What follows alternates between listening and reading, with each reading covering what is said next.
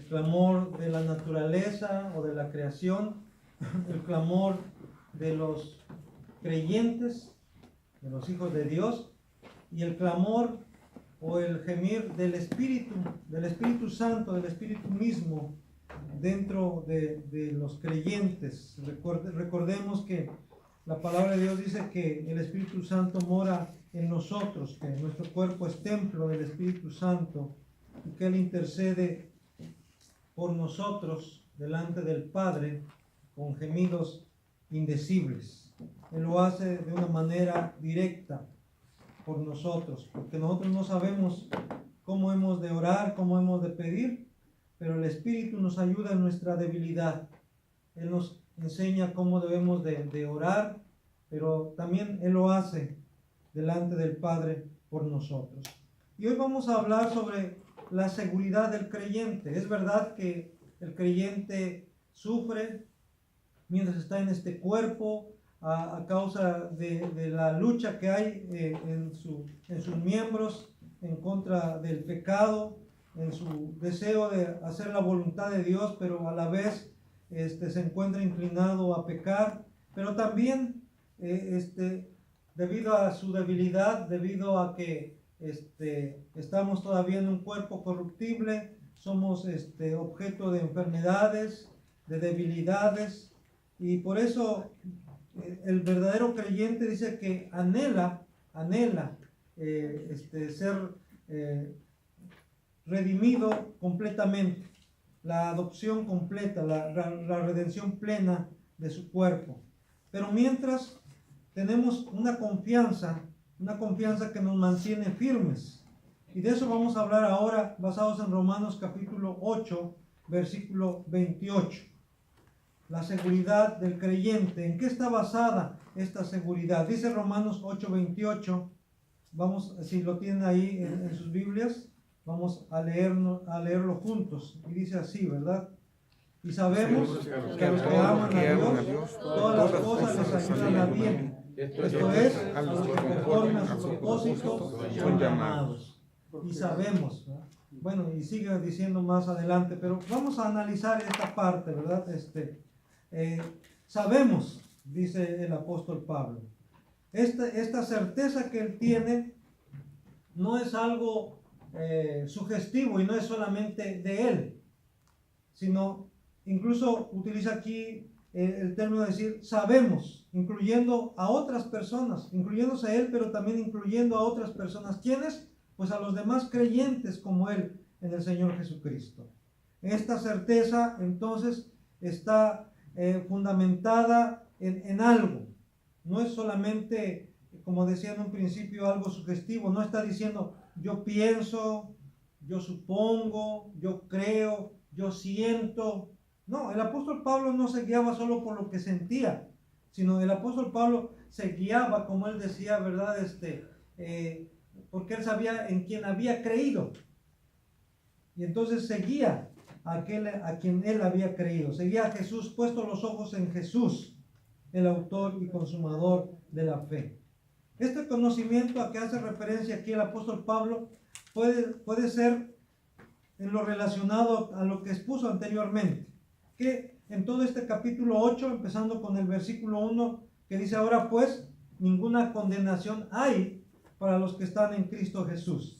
Ahí, hermanos, eso ya también es algo muy alentador, el saber que ya no hay ninguna condenación, que ya no hay ninguna deuda que tengamos nosotros con Dios, con el Padre, porque Jesucristo pagó. No hay ninguna condenación, no hay nada en nuestra contra.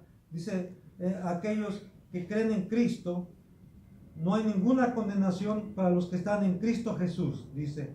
Eso también, hermanos, también si vemos más adelante, habla acerca del Espíritu que está dando testimonio a nuestro espíritu de que somos hijos de Dios.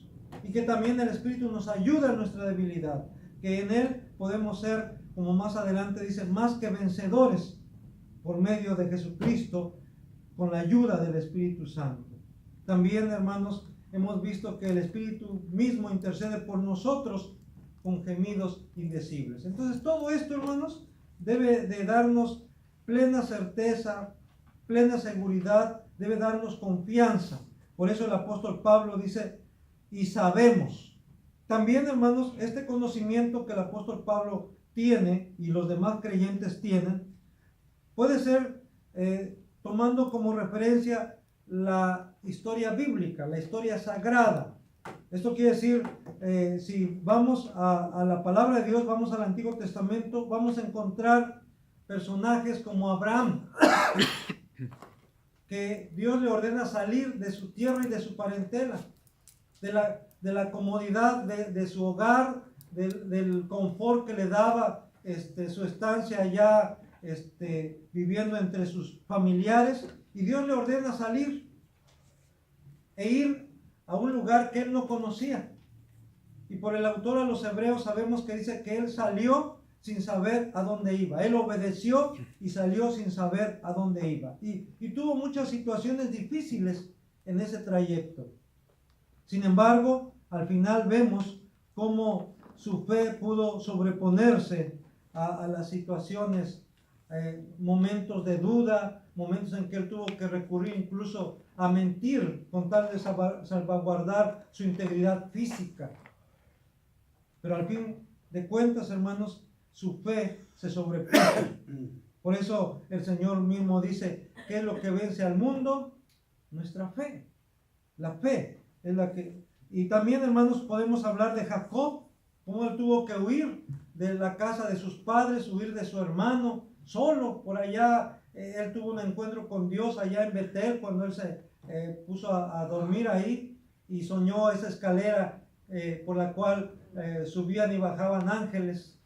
Entonces, él tuvo también situaciones muy difíciles, aún viviendo allá con su suegro. Su suegro le cambió el sueldo varias veces, lo engañó varias veces, pero también vemos cómo Dios fue conduciendo todo para bien y lo bendijo en aquella tierra extraña, y él regresó nuevamente a la tierra donde había vivido, a la tierra de sus padres, a la tierra que Dios había prometido a Abraham y a su descendencia, y regresó siendo un hombre muy rico, más rico que su hermano que se había quedado ahí. ¿Por qué? Porque Jacob tenía temor de Dios. Por eso otra vez dice Pablo, y sabemos que a los que aman a Dios, todas las cosas les ayudan a bien. Podemos mencionar a José. Yo creo que es el ejemplo por excelencia, cómo él mismo padeció de manos de sus hermanos, cómo lo vendieron, y la idea de ellos incluso al principio era matarlo.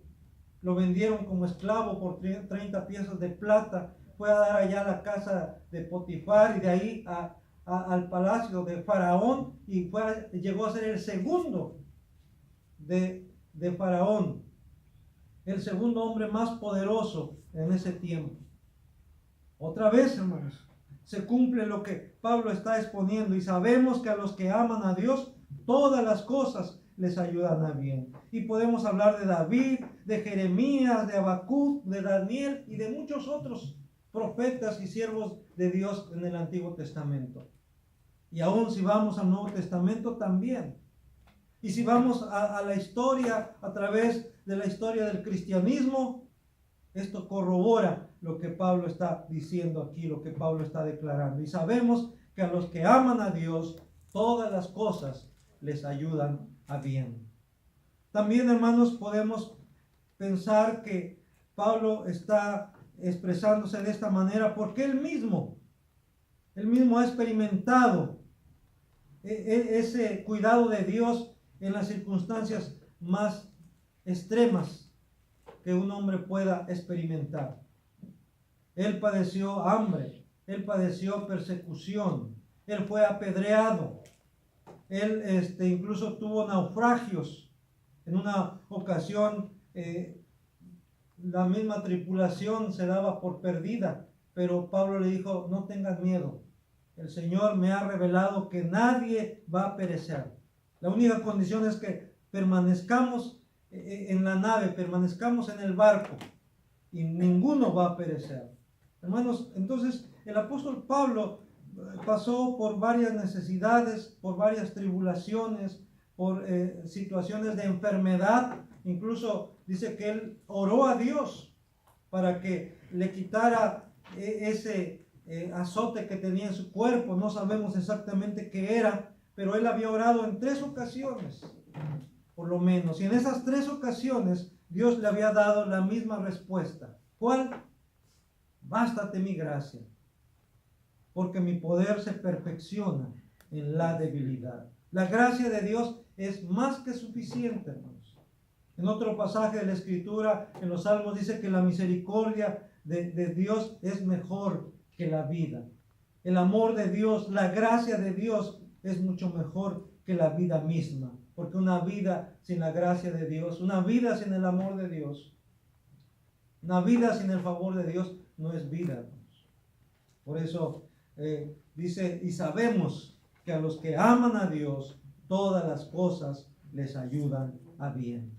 Y cuando dice todas las cosas, hermanos, es todas las cosas, aún las cosas negativas, no solamente las cosas buenas, las cosas positivas, sino aún las negativas que pasan en nuestra vida o que pasan a nuestro alrededor.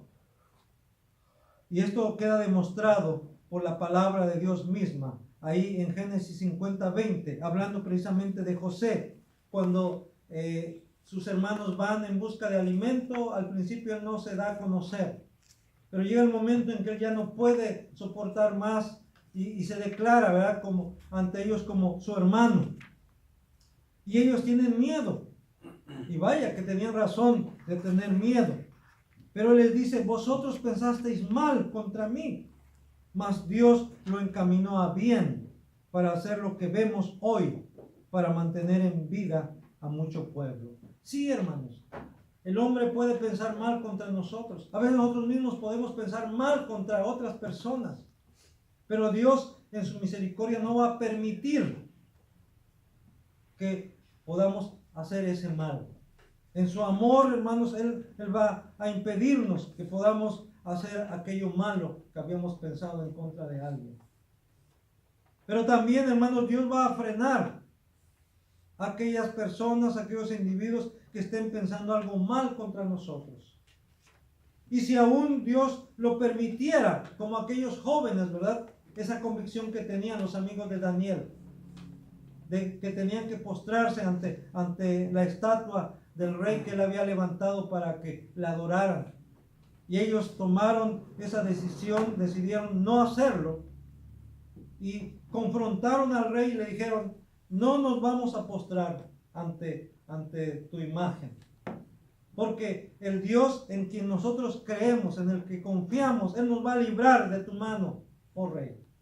Y si no nos librara, de todos modos, no lo vamos a hacer. Hermanos, ahí está esa convicción. Aun si Dios permite, hermanos, Dios va a sostenernos, porque todas las cosas ayudan a bien a los que aman a Dios. También a través del profeta Isaías, ahí en el capítulo 45, versículos 6 y 7, el Señor declara, dice, para que se sepa desde el nacimiento del sol y hasta donde se pone, que no hay más que yo Jehová, dice, y ninguno más que yo, que formo la luz y creo las tinieblas, que hago la paz y creo la adversidad. Yo Jehová soy el que hago todo esto, dice el Señor. Entonces, hermanos, Él mismo crea la adversidad. Es verdad que las guerras, es verdad que los conflictos entre naciones se debe a la ambición, a la codicia que hay en el corazón del hombre, al pecado del hombre. Pero Dios permite todo esto, hermanos. ¿Para qué? Para, en primer lugar, de alguna forma, castigar también al hombre, a la humanidad. Y a veces lo utiliza también para disciplinar a su pueblo. Pero por encima de todo esto, hermanos, Dios está guiando a la historia a su consumación. Y Él permite las guerras. Él permite el sufrimiento. Él permite el hambre para que también sus hijos aprendan a depender de Él, a confiar en Él y no en las circunstancias, no en las condiciones favorables que pueda haber a su alrededor, sino aún en las situaciones difíciles, como Habacuc. A mí me encanta esa oración de Habacuc, ¿verdad? Cuando dice que aunque la higuera no florezca, que aunque en las vidas no haya fruto y no haya ganado en la majada, ¿verdad? Con todo, dice, con todo y eso, yo me alegraré en Jehová y me gozaré en el Dios de mi salvación. ¿Por qué? Porque dice la Escritura, y sabemos que a los que aman a Dios, todas las cosas les ayudan a bien. Dios es el que tiene control de todo. Y yo sé que esto lo decimos, lo repetimos, y nos lo repetimos a nosotros mismos y se lo repetimos a otros, pero hermanos, ¿realmente estamos convencidos de ello? Debemos estarlo, porque Él nos dice en su palabra, y sabemos que a los que aman a Dios, todas las cosas les ayudan a bien. Amós también dice ahí en el capítulo 3, versículo 6, se tocará la trompeta en la ciudad y no se alborotará el pueblo. ¿Habrá algún mal en la ciudad el cual Jehová no haya hecho? Hermanos, esto es una declaración muy fuerte. No hay mal en la ciudad que Dios no haya hecho, que Dios no haya permitido. Y no quiero entrar mucho en detalle en esto porque hay cosas en las que Dios actúa directamente, trayendo mal sobre un pueblo como forma de su castigo. Pero hay ocasiones en que Dios permite la adversidad, permite el mal en la ciudad y aún sobre su pueblo también. Vemos cómo a través de la historia del pueblo de Israel, dice sobre todo en Jueces, cuando Dios bendecía al pueblo, ellos sí buscaban a Dios, estaban con Dios, pero después se olvidaban de Dios. Y Dios levantaba a sus vecinos, a las naciones vecinas, a sus enemigos, y los dominaban. Y traían muerte, destrucción, los saqueaban, les imponían tributos. Y cuando cuando sentían el yugo de sus enemigos, clamaban a Dios. Y Dios los escuchaba. Y les levantaba un libertador, un juez. Y los libraba del yugo de sus enemigos, pero después otra vez volvían ellos a caer.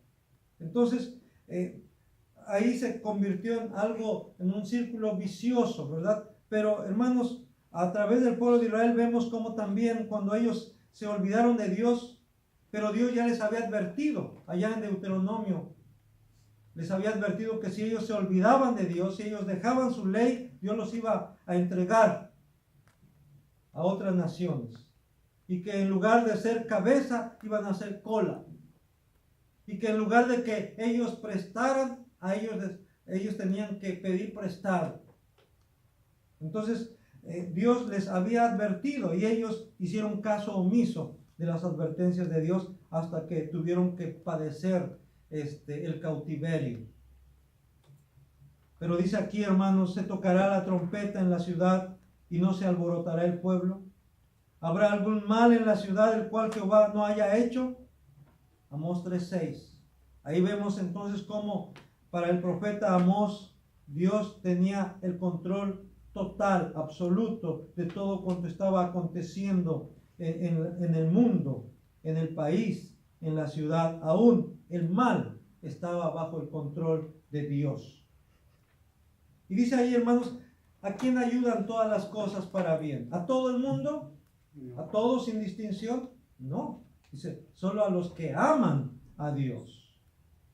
Y por eso, hermanos, el hecho de amar a Dios es la evidencia de que Él nos amó primero. Y por eso es que le amamos. Ni siquiera eso podemos levantarlo como un mérito nuestro, como un estandarte nuestro, decir, bueno, mi amor por Dios. Si hay amor por Dios en tu corazón, en tu vida, aún ese mismo amor es el producto, es el resultado de la obra del Espíritu Santo en tu vida. Aún esa es la manifestación de que Dios ha derramado su amor en ti, como lo dice la Escritura, que Él derramó su amor en nosotros. Él ha derramado su Espíritu Santo en nosotros. Y porque Él nos amó primero, es que nosotros podemos amarle a Él también. A través del profeta Jeremías en el capítulo 31, versículo 3, dice, Jehová se manifestó a mí hace ya mucho tiempo, diciendo, con amor eterno te he amado. Con amor eterno te he amado, dice el Señor. Por tanto te he prolongado mi misericordia. Y hermanos, eso vale para cada uno de nosotros. Esto vale para usted. Dios le ha amado con amor eterno. Por eso Dios ha sido misericordioso con usted. Por eso usted está aquí. Por eso yo estoy aquí todavía. Porque su misericordia es nueva. Sus misericordias son nuevas cada mañana. Porque grande es su fidelidad. Con amor eterno te he amado. Por tanto te prolongué mi misericordia. También en Juan capítulo 3, versículo 16, un texto que es muy conocido por la cristiandad, dice, porque de tal manera amó Dios al mundo, que ha dado a su Hijo unigénito, para que todo aquel que en él cree no se pierda, mas tenga vida eterna. Dios amó al mundo. ¿Desde cuándo? Desde el principio, desde la eternidad, Dios te amó, Dios me amó, y por eso envió a su Hijo unigénito, a su Hijo Jesucristo. En Romanos 5:8, el apóstol Pablo dice, mas Dios muestra su amor para con nosotros. ¿Cómo lo manifiesta? No solamente con palabras, sino en acción. Mas Dios muestra su amor para con nosotros en que siendo aún pecadores, ¿qué dice? Cristo murió por nosotros. Siendo aún sus enemigos, Él nos amó. Él envió a su Hijo para reconciliarnos consigo mismo. Porque nos amó. ¿Desde cuándo? Desde el principio, desde la eternidad, con amor eterno. También en Primera de Juan, capítulo 4, versículo 10, dice, en esto consiste el amor. Primera de Juan 4, 10. En esto consiste el amor. No en que nosotros hayamos amado a Dios, sino que Él nos amó a nosotros y envió a su Hijo en propiciación por nuestros pecados. En esto consiste el amor. Esta es la esencia del amor. Que Dios envió a su Hijo Jesucristo en propiciación por nuestros pecados. A pagar por nuestros pecados. A morir por nuestros pecados. Él no nos amó porque éramos gente buena o porque íbamos a ser gente buena. Él nos amó a pesar de ser pecadores. Él nos amó cuando aún éramos sus enemigos. Por eso, ahí mismo en Primera de Juan, capítulo 4, versículo 19, dice, nosotros le amamos a Él. ¿Por qué? Porque Él nos amó primero. Por eso le amamos a Él. Y si tú no amas a Dios, es porque no has experimentado realmente el amor de Dios. Si tú no amas a Dios, es porque no has experimentado, no sabes qué es el perdón de Dios.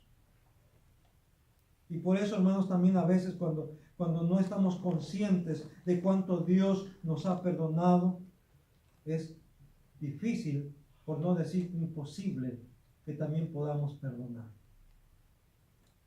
En la medida en que estamos conscientes cuánto Dios nos ha perdonado, cuánto Dios nos ha amado, en esa medida también nosotros podemos perdonar cuando alguien nos ofende. En esa medida nosotros también podemos amar aún a nuestros enemigos, como es la voluntad del Señor. Que debemos amar aún a nuestros enemigos. Porque si amamos a los que nos aman, dice, ¿qué hacemos de más? ¿Qué recompensa podemos esperar si amamos a los que nos aman? Si hacemos bien a los que nos hacen bien. Si bendecimos a los que nos bendicen. Nuestra justicia debe ser mayor que la de los escribas y fariseos. Nuestra justicia debe ser mayor que la de los religiosos. Esto nos lleva entonces, hermanos, a amar aún a nuestros enemigos, a bendecir a los que nos maldicen, a hacer bien a los que nos hacen mal. Y de esa manera estaremos dando testimonio que somos hijos de nuestro Padre Celestial, de aquel que nos amó desde antes de la fundación del mundo. Por eso, hermanos, debemos asegurarnos de amar a Dios no solo en teoría o en sentimiento, sino en la práctica y en verdad. Y cuando digo en teoría o en sentimiento, porque a veces es muy fácil incluso cantarle al Señor que le amamos.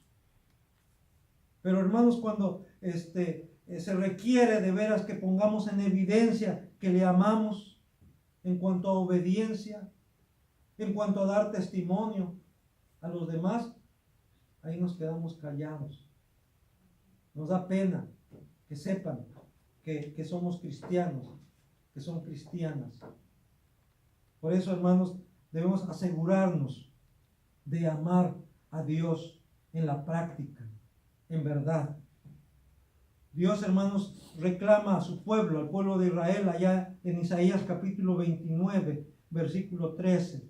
Dice pues el Señor: porque este pueblo se acerca a mí con su boca y con sus labios me honra, pero su corazón está lejos de mí, y su temor de mí no es más que un mandamiento de hombres que les ha sido enseñado. ¿Qué está diciendo aquí Dios? Este pueblo sí dice que me ama, sí dice que me honra, pero no lo está haciendo de corazón, no lo siente, no es su convicción. Solamente lo está haciendo porque le dicen que lo haga. Solamente lo está haciendo porque así lo enseñaron, porque ya nada más es una costumbre, pero no lo está haciendo porque lo quiere hacer con todo su corazón. Hermanos, por eso es importante que nos examinemos también a nosotros mismos actualmente. ¿Por qué lo hacemos? ¿Por qué estamos aquí? ¿Por qué nos reunimos los domingos? ¿Es solo una costumbre? ¿Por qué cantamos? ¿Por qué levantamos las manos? ¿Por qué oramos? ¿Es nuestra convicción? ¿Es nuestro sentir? Cuando entonamos una alabanza, hermanos, a veces nos quebrantamos, a veces derramamos nuestras lágrimas delante de Dios, pero muchas veces solamente un momento, un instante. Es importante entonces que nos aseguremos de estar amando a Dios con todo nuestro corazón, con toda nuestra alma, con toda nuestra mente, con todas nuestras fuerzas. Esa es la clase de amor que Dios está demandando de cada uno de sus hijos y de sus hijas. Pero también que se lo mostremos con hechos, en la práctica. Juan 14:15 dice: si me amáis, guardad mis mandamientos. Está diciendo Jesús: quiero que demuestren que me aman, pero no solamente me lo digan, no solamente me lo canten, sino demuéstrenlo. ¿Cómo? Obedeciéndome, guardando mis mandamientos. Y hermanos, esto nos lleva a pensar también en que para que esto pueda ser una realidad en nuestra vida, Dios tuvo que hacer lo necesario para que se cumpla este propósito en la vida de cada uno de nosotros. Por eso dice ahí: y sabemos que a los que aman a Dios, todas las cosas les ayudan a bien. Esto es, a los que conforme a su propósito son llamados. A los que aman a Dios. ¿Y por qué aman a Dios? Porque han sido llamados conforme a su propósito. ¿Y cuándo comenzó ese propósito? ¿Desde cuándo Dios se propuso? Desde la eternidad. Desde la eternidad Él se propuso redimirnos. Él nos escogió. Y eso lo vamos a ver, si Dios nos permite, dentro de 8 días, cuando hablemos acerca de esa cadena irrompible de la salvación. Pero por lo pronto, hermanos, dice ahí: a los que conforme a su propósito son llamados. Ese propósito tiene su origen desde la eternidad. Y vamos a ver, hermanos, en base a la Escritura. Yo sé que usted lo sabe y muchos hermanos lo saben, pero es bueno que reforcemos lo que hemos creído. Ahí en Isaías capítulo 37, versículo 26. Isaías 37, 26. Dice de la siguiente manera: ¿no has oído decir que desde tiempos antiguos yo lo hice? ¿Que desde los días de la antigüedad lo tengo ideado? Y ahora lo he hecho venir. Y tú serás para reducir las ciudades fortificadas a montones de escombros. Aquí, hermanos, hay un propósito de Dios. Y ese propósito de Dios está desde la eternidad. Dice, no has oído decir que desde tiempos antiguos yo lo hice, que desde los días de la antigüedad yo lo tengo ideado. Nada sucede por casualidad. Nada sucede al azar. Todo está dirigido por Dios. Es más, desde la eternidad Dios ya tiene un plan. Ya lo hemos visto en otras ocasiones. Dios tiene un propósito.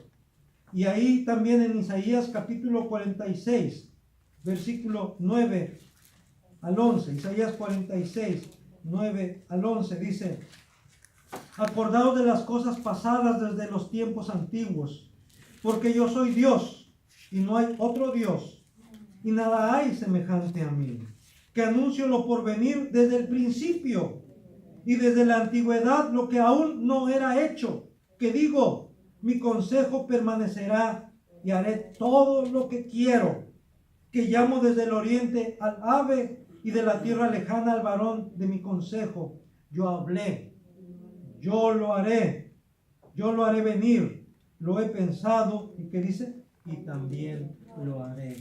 Hermanos, nadie puede frustrar el propósito de Dios.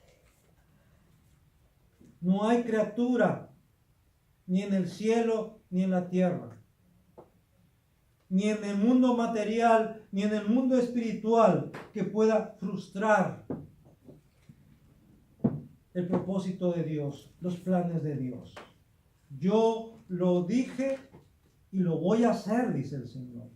Lo pensé y lo voy a ejecutar tal y como lo había planeado, tal y como lo había pensado. ¿Por qué dice? Porque yo soy Dios.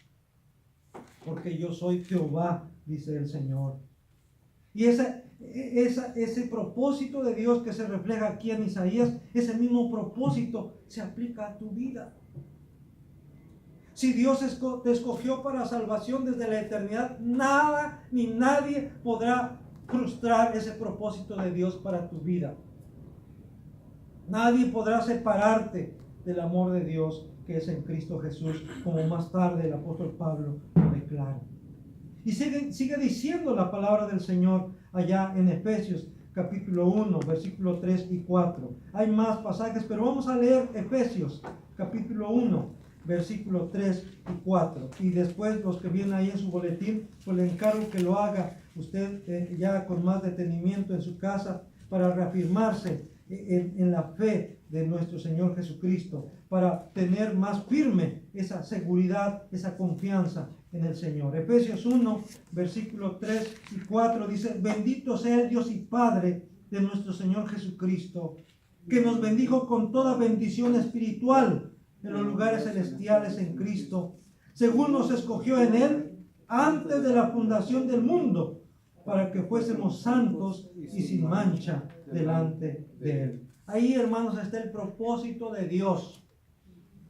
Y Él nos escogió. En su propósito, Él nos escogió desde antes de la fundación del mundo para que fuésemos sin mancha delante de Él, para que fuésemos santos y sin mancha delante de Él, para que fuésemos salvos.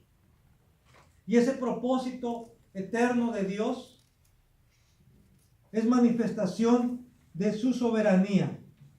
Allá en el Salmo 135, versículo 6. Salmo 135, versículo 6.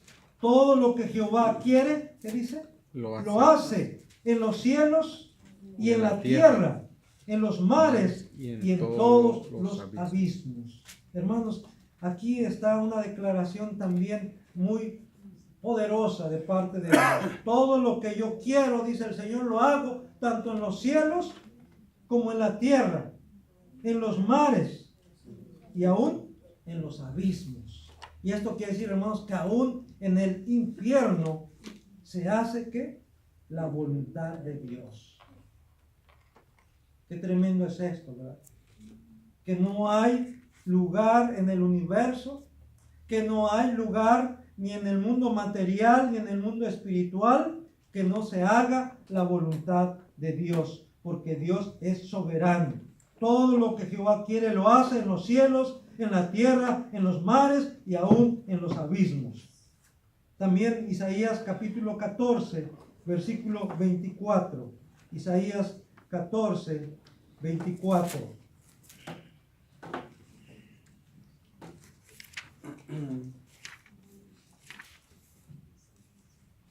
Jehová de los ejércitos juró diciendo: ciertamente se hará de la manera que lo he pensado, y será confirmado como lo he determinado, dice el Señor. Se hará como lo he pensado, se hará como lo he planeado. Y dice: yo hago mi voluntad en el cielo, en la tierra, en el mar y aún en los abismos. Y nada hay que impida que se haga la voluntad de Dios. ¿Habrá oposición? Sí. Y eso aún podrá estorbar, pero no impedirá que se haga la voluntad de Dios. Al fin de cuentas, Dios es el vencedor. Al fin de cuentas, se va a hacer su voluntad como Él lo ha determinado desde un principio. Y Daniel capítulo 4, versículo 35. Daniel capítulo 4, versículo 35. Dice de la siguiente manera: todos los habitantes de la tierra son considerados como nada. Y Él hace según su voluntad en el ejército del cielo y en los habitantes de la tierra. Y no hay quien detenga su mano y le diga: ¿qué haces?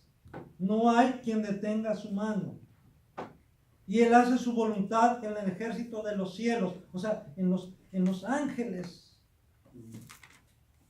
en las estrellas, en los planetas. Pero también lo hace entre los hombres, en los habitantes de la tierra, entre los hombres. Y dice: y no hay quien detenga su mano para llevar a cabo su propósito, porque Él es soberano, porque Él es el Rey de reyes y Señor de señores. Y como dice Romanos capítulo 11, versículo 36, donde dice claramente que porque de Él, por Él y para Él son todas las cosas, dice, a Él sea la gloria por los siglos de los siglos. Porque de Él, por Él y para Él son todas las cosas. Entonces, dice ahí: y sabemos, dice Pablo, y sabemos, y usted también puede agregarse ahí, y yo también me agrego y puedo decir: y sabemos que a los que aman a Dios, todas las cosas les ayudan a bien. Esto es, a los que conforme a su propósito son llamados. ¿Y quiénes son llamados conforme a su propósito? Pues a los que Él mismo predestinó para salvación desde un principio, desde la eternidad, desde antes de la fundación del mundo. Y eso lo dice claramente el apóstol Pablo ahí en el versículo 29 y 30 de Romanos capítulo 8, y que si Dios nos permite, dentro de 8 días vamos a analizar esos versículos para la gloria y honra de nuestro Señor Jesucristo. Amén. Amén.